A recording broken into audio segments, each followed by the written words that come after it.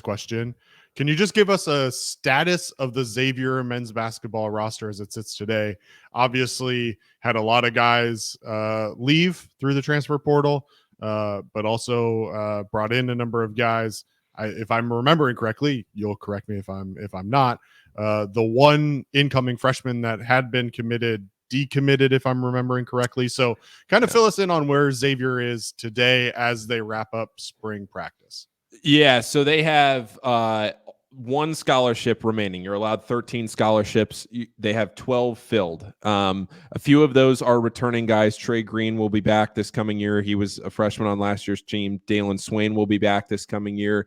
Davion McKnight will be back this coming year. All three of those guys played significant minutes for Xavier, but you lost 10 guys in the portal. So where does that reset? Brad Colbert, who was a walk-on last year, he went and explored his options. He wanted to step down a level. He wanted to get more playing time and actually contribute on the team like during games.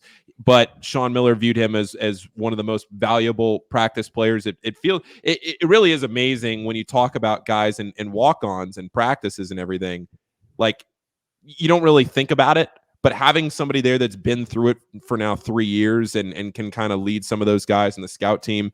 So they gave him a scholarship. So they gave Brad a scholarship. Dante Maddox Jr., a transfer from Toledo.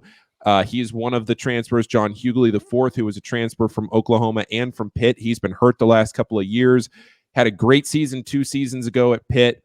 Hoping to kind of get back to that form. He's another transfer. Lucina Traore, he is a transfer from Long Beach State. There was another player named last name Traore on Long Beach State. Same country, Ivory Coast. Same last name, same team. Different guys, not brothers. The other one went to Louisville, so if you're trying to find film on him like I was, I kept finding the other guy. I wasn't finding Xavier's guy. Finally, we got some. So that's 3. And then Ryan Conwell, who I'm the most excited about. Was transferring a guard from Indiana State, a team that was one shot short of the NIT championship. That's a really good commitment there. He was one of the best available backcourt players in the portal. He'll be at Xavier next year. And then Marcus Foster, a transfer in from Furman. So those are your 5 big transfers in. Now, they did just add Cameron Fletcher yesterday. He's torn the same ACL twice. He's been super injury ridden in the course of his career. He's 21 and he has 3 years of eligibility left. He started his career at Kentucky and then went to Florida State for a couple of years. But like I said, he's been so hurt that he still has 3 years of eligibility left. It's really hard to project out past just, like next year. But I think the idea would be that you hope that maybe he could get healthy by the end of the offseason and maybe contribute to you a little bit this year. But looking forward into 25, 26. And then another guy that Xavier had in on a visit yesterday was Roddy Anderson III.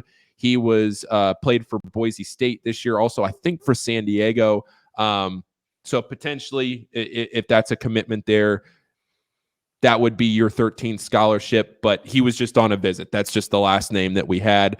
I think what you're trying to look at there, the last couple of commitments would be guys that you project out for the future, kind of taking some project guys. Like I think Cameron Fletcher perfectly fits that. He also has 229,000 Instagram followers. So Sean Miller was for sure looking out for the pod there, always a mind on content. I can't fault him. So I think you're just looking for guys there to kind of fill those spots that, maybe you take a chance, you hit on it, great. And if you don't, then your set rotation of 10 was already there. Jerome Hunter and Zach Fremantle will be back as well. Those are just 2 names that didn't play this year.